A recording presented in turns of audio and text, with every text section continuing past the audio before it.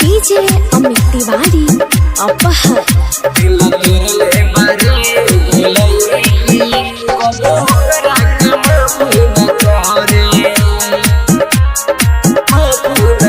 दिल तुर लेबा ओ दिल तुर लेबा दिल तुर लेबा रे गोलई की कबो करा के माफ न करे दिल तुर लेबा रे गोलई की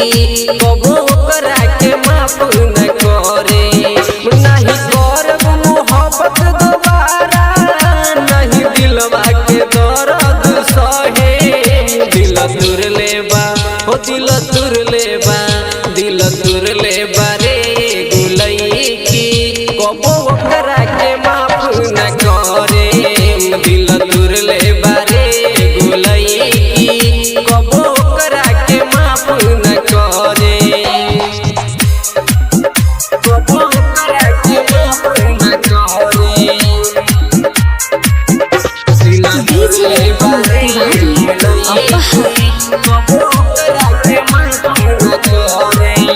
पूरा गौवा में कोइली ऊ हमके बदनाम उनका याद में पिए नी दारू सुबह शाम दूर से करब अब प्यार वेर सलाम भाई दूर से करब अब प्यार वेर सलाम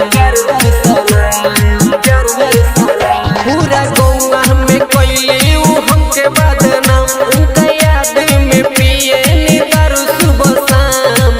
दूर से करब अब प्यार वेर सलाम भाई दूर से करब अब प्यार वेर सलाम देह बनल बा पागल के लेखा नहीं कबो पलट के उ देखा दिल तुर लेबा ओ दिल तुर लेबा दिल तुर लेबा रे गोलई की कबो करा के माफ न करे दिल तुर लेबा रे गोलई की कबो करा के माफ न करे कबो करा के माफ न करे डीजे अमित तिवारी अपहर राइटर बादल रात दिन रोतावे दर्द दिलवा के घुट घुट सहतावे सुबह दीवाना से कहतावे भाई सुबह दीवाना से कहतावे राइटर बादल रात दिन रोतावे दर्द दिलवा के घुट घुट सहतावे सुबह दीवाना से कहतावे विकास सुबह दीवाना से कहतावे उ त खिल गइली हमें मुरझा के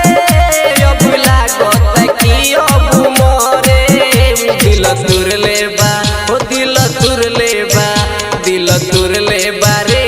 गोलई की कबो करा के माफ न करे